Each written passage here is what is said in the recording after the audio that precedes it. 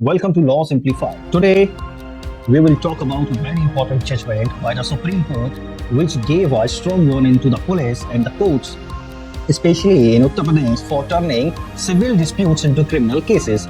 This video will help you to understand what's the difference between civil and criminal law, when can a breach of contract become a crime, what is Section 420 of IPC, Section 406 of IPC, and CrPC sections like 482, 204, and 173 Clause 2. All are explained in simple English. Now try to understand the background of the case. A person named Rikhab Birani was accused of cheating someone of 19 lakh rupees. The accusation was that he promised to sell some property, took the money, but never completed the sale. The complainant filed a police complaint under these sections. Section 420 of IPC, that is cheating. Section 406 of IPC, it is criminal breach of trust. Section 504 of IPC, intentional insult. Section 506 of IPC, criminal intimidation. Section 354 of IPC, assault or criminal force to woman with intent to outrage modesty.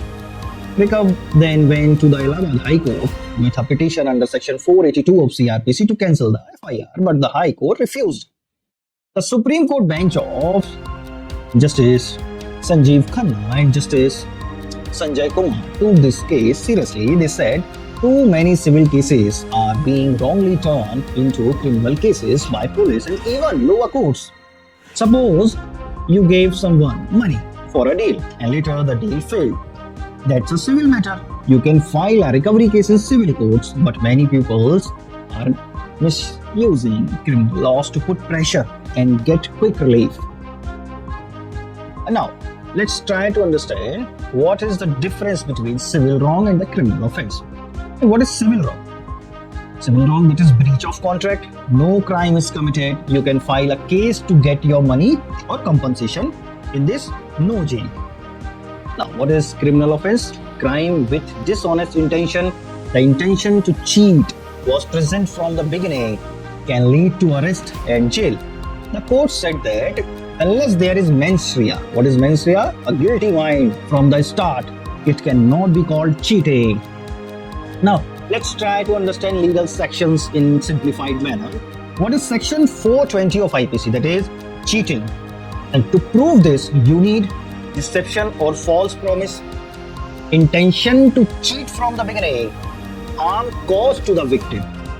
And now, 406 of IPC, that is criminal breach of trust. If someone trusted you with money, property, and you misuse it. Section 482 of CrPC, High Court's power to stop misuse of legal processes used when no actual offense is made out, to stop harassment. Now, Section 204 of CrPC, when magistrate issues summons, the court said summons should not be issued lightly. There should be solid evidence. Now, Section 173 Clause 2 of CrPC, that talks about charge sheet. Police must submit a clear, complete report to the magistrate. In this case, the charge sheet was full of vague and missing details.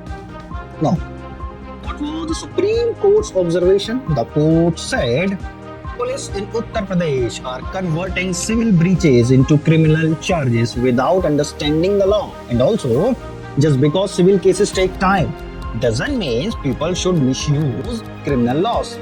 The Supreme Court even imposed a fine of rupees 50,000 on the state of Uttar Pradesh for this misuse. They said the UP government can recover this money from the officers responsible.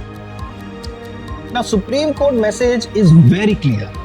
Cheating cases under IPC 420 need proof of dishonest intention from the day one. Civil disputes like breach of contract or money recovery don't become crime just because the deal failed. Police and court must be careful. Criminal law is not a shortcut. Legal system should not be used to harass someone. If you found this video helpful, hit that like button, share this with your friends and law students, and also don't forget to subscribe Law Simplified for more simple and clear explanation of legal judgment. Don't forget to press the bell icon. Stay informed, stay empowered. Jai Hind.